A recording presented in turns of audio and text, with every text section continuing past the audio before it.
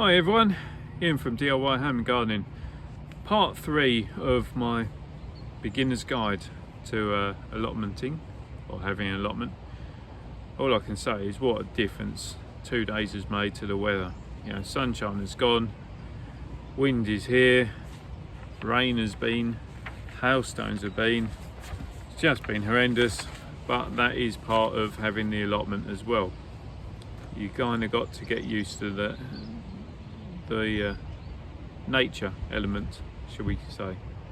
So let's I guess pick up where we left off.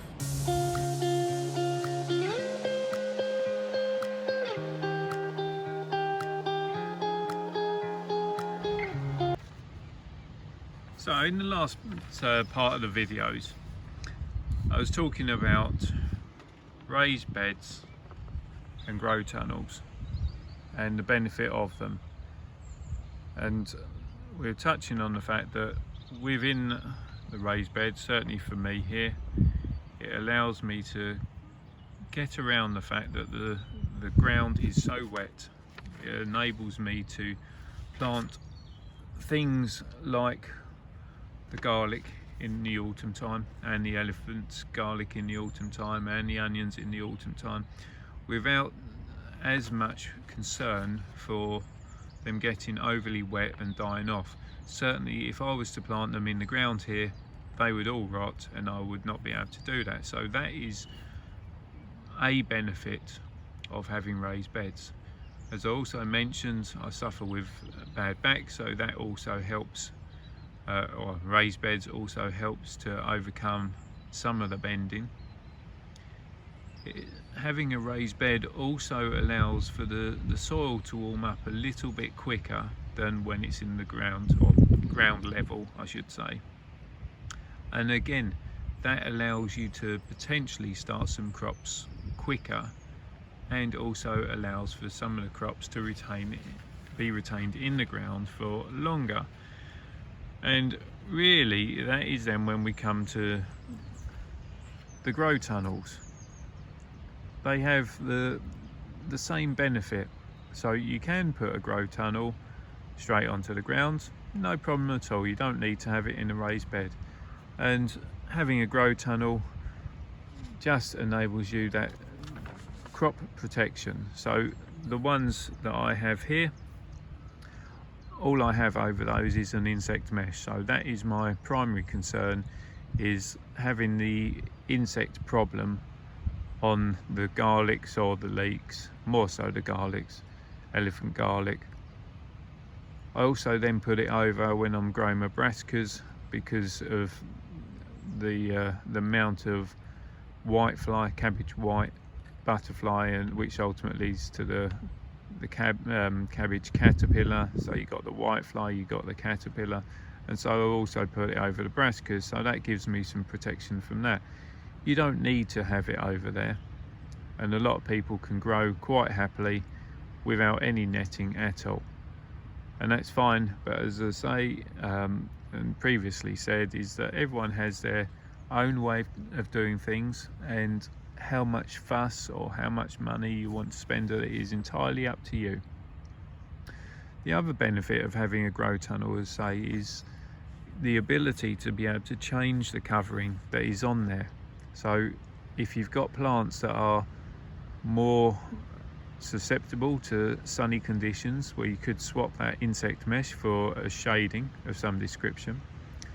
Equally, if you want to grow crops early doors, you know, as in February time, start growing February time, things like carrots, radishes, beetroots, we could put a polythene over that, and that will act like a mini greenhouse, a polytunnel if you will, and really help to warm up that soil nice and early, so you can get a few extra crops in before the main part of the season.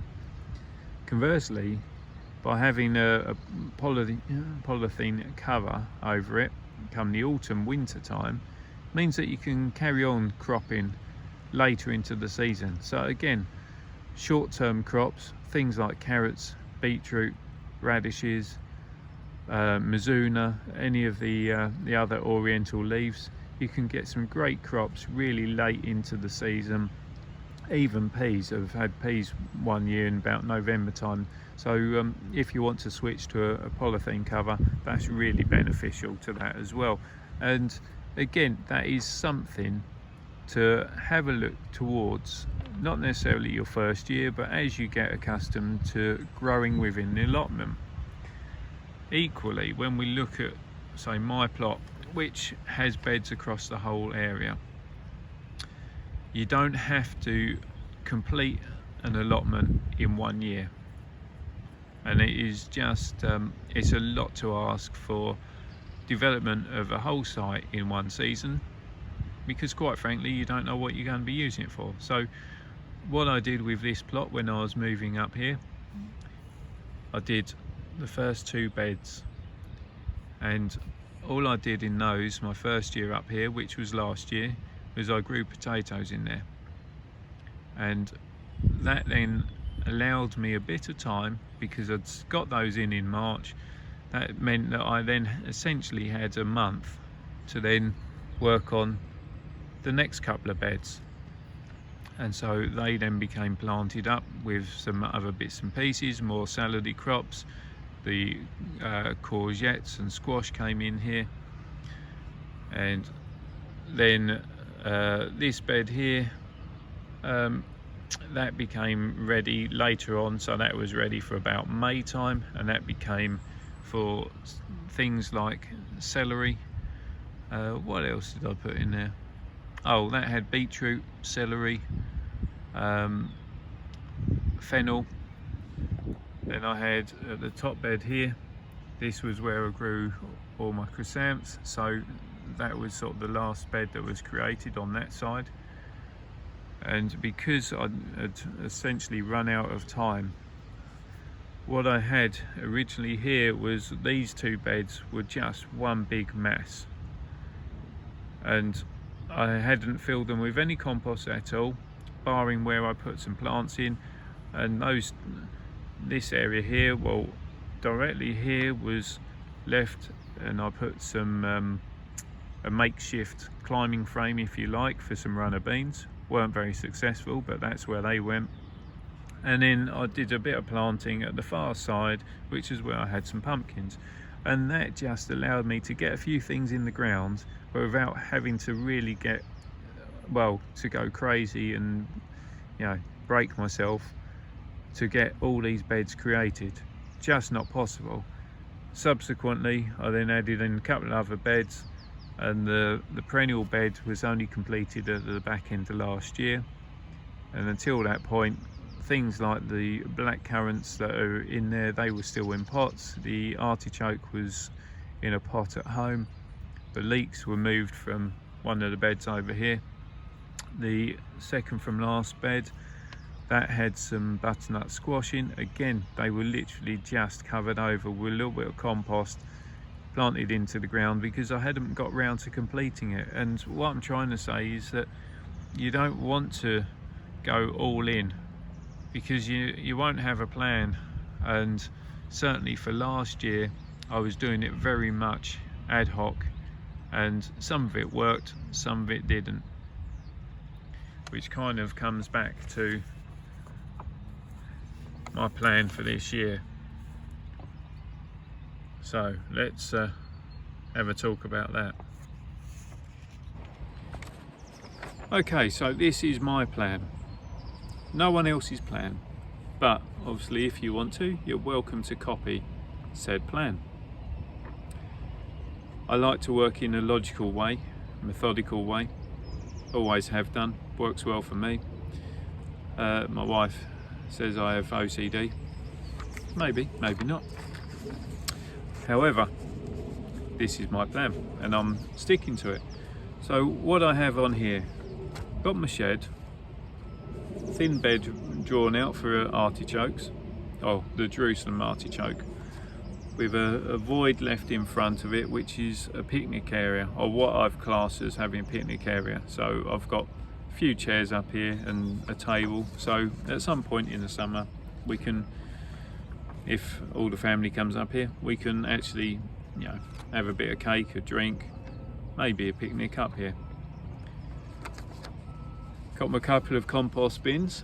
Now this very much goes along the fact that, as I say, the sun comes over this way, so by having everything along this back section, including where I'm sitting, it's not casting any shadow downwards onto the beds. So that's quite an important thing. And also I'm using the shed, and well, once the Jerusalem artichoke takes hold and gets upwards, that is also going to create a bit of a boundary, a bit of a barrier to stop some of the winds coming through as well. Also stop people looking across from the public footpath, which is also why I got this here. So we got that. I then got a whole bed of potatoes, split equally, first earlies, second earlies. And these beds here, they're 6-metre beds. Division in the middle. Currently that has some broad beans as a separation. And based on last year, so last year I gave over 2 beds to potatoes. I had earlies, second earlies and main crops. Far too many potatoes for us as a family. And the main crop, well, alright, it's not a bad problem to have, but we were still eating them to about end of February of this year.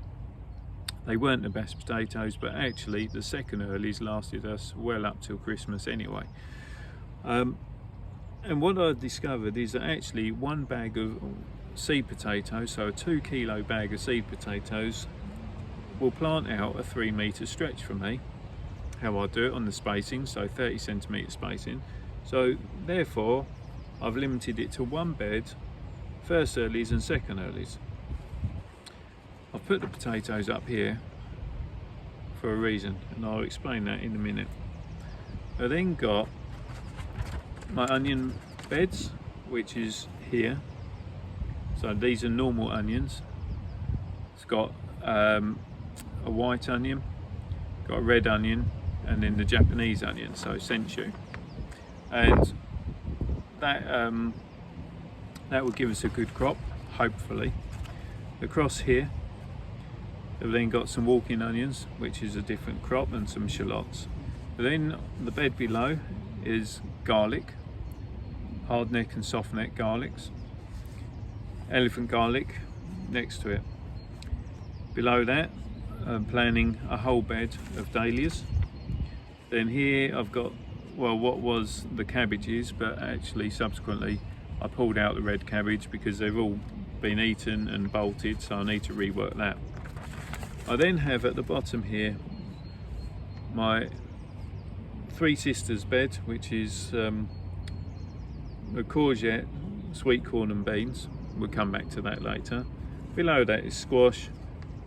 This side is chrysanthemums, although quite a few of those died over winter. And then the perennials bit. The reason I've set it out like this, particularly with this grouping at the top, is that you need to have a think about rotation and crop rotation. And that is, certain crops do not want to be in the same bed each year because of pest and disease build-up. And so really you want to be able to move the entire block to avoid that. So these are such crops, you know, garlic, onions don't want to be in the same area. Ideally your brassicas don't want to be, and potatoes to a certain extent. Now the most important though is the garlic and the onions, to be able to move those. So my planning is that essentially these here will then be able to drop down, well, the whole block of 3 will then drop down to the bottom block of 3, and for next year essentially those bits move up, and that is my crude bit of crop rotation.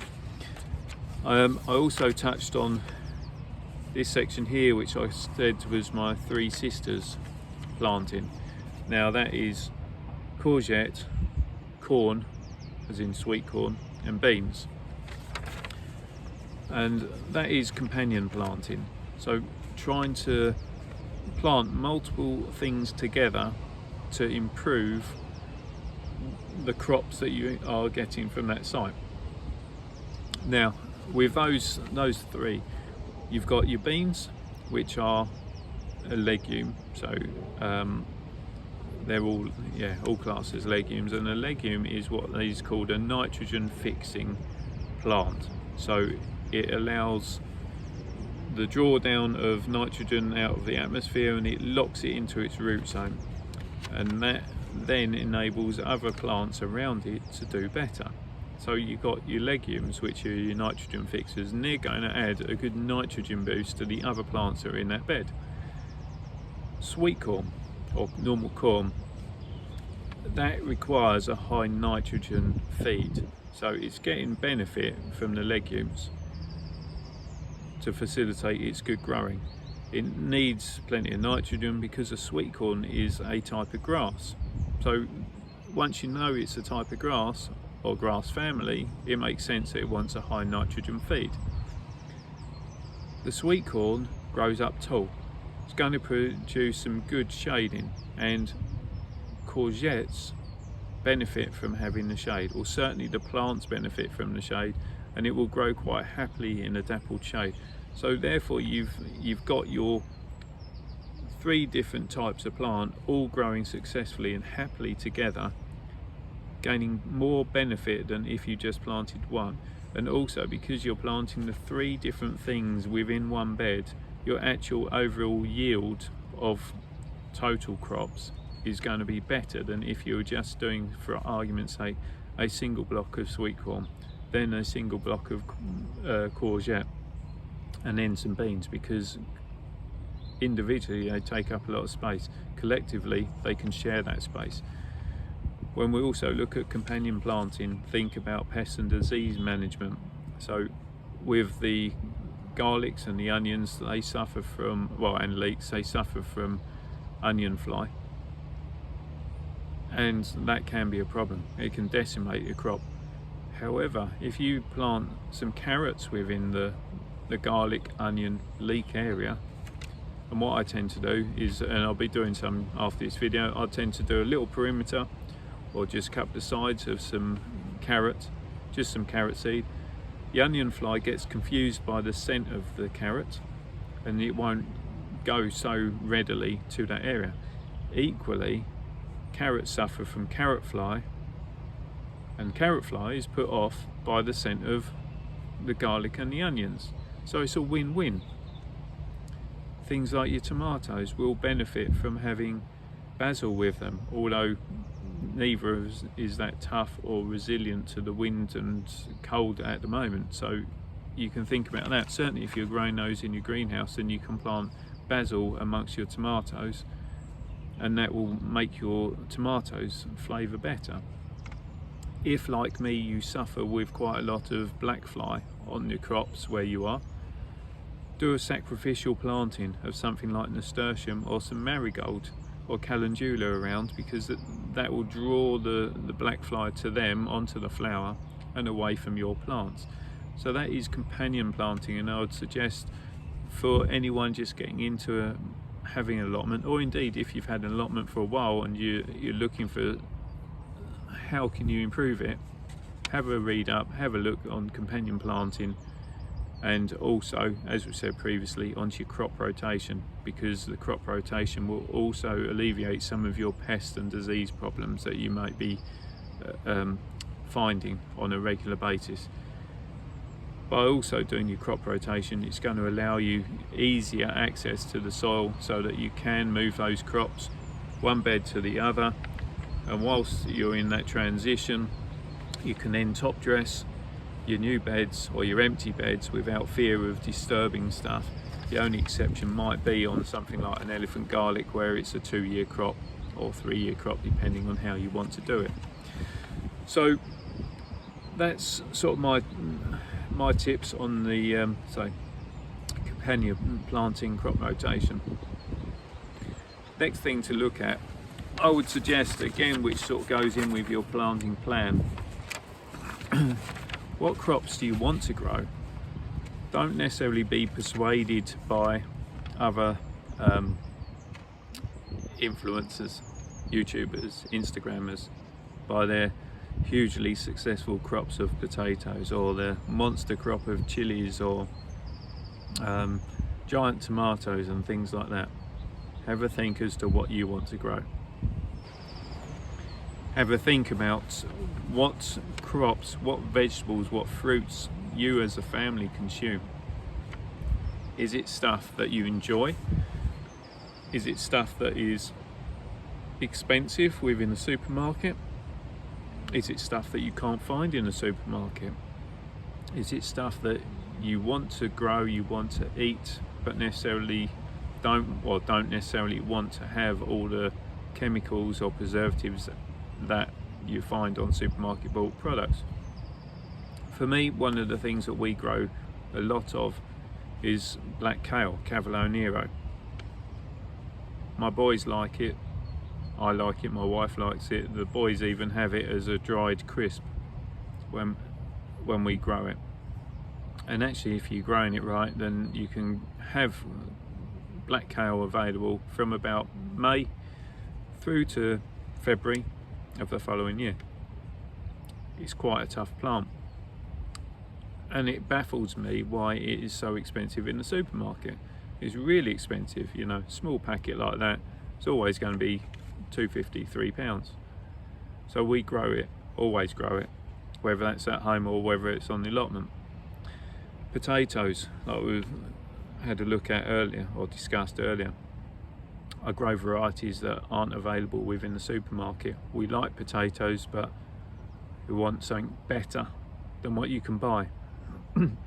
The counter to that is, for the last couple of years I've spent ages, I just remember when it was in that empty bed, spent ages trying to grow purple sprouting broccoli, Brussels sprouts, cauliflower, even calabrese.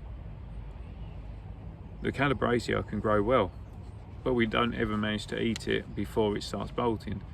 The Brussels sprouts can grow well, but they're now so cheap in the supermarket that even Christmas just gone, my wife went and bought a packet of them from Asda's for 50p. So I spent 9 months with this crop in the ground for my wife to then be able to buy a sizable bag for 50p, and actually I think it was for Boxing Day she then bought them for about 15p. They were literally giving them away by the day after Boxing Day. Purple sprouting broccoli, again, I'd spent 9 months growing it only for it to then bolt. The season before last it bolted because of the heat, and this year it then bolted and got devoured by slugs and snails. So I've decided not to grow them. We all have our own ideas of what we'd like to grow, what we think we would like to grow, and then what we actually consume. And it's trying to get that down, not necessarily on a plan, but on a bit of a list as to what you would like to grow. Do you want to grow carrots? Have you always wanted an allotment where you can grow some dahlias on it? Have you always wanted to have your own rhubarb? Have you got a plot that you've inherited that has rhubarb on it and you hate rhubarb? It's these little things put on your list and then put as a plan.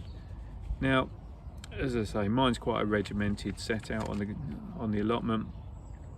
Beds, not a lot of movement on that.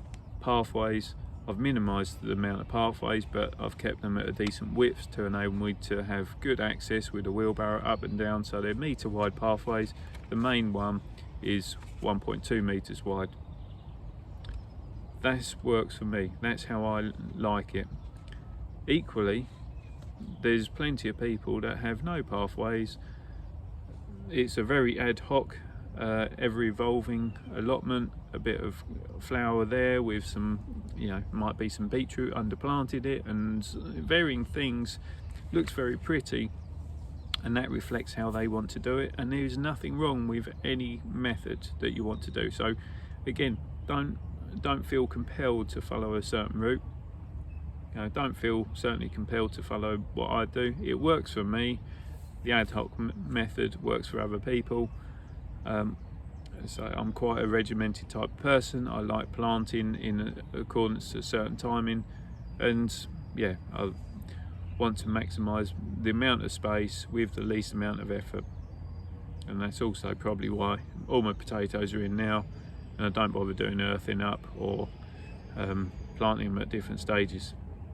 Not a lazy gardener, just trying to be a sensible gardener. And so yeah, I guess it always for me comes back to this plan. It comes back to, I guess, keeping notes for me, making a note down as to when I've done my sowings of my seeds, even if it's just sowed on, you know, March, whatever it is, carrots.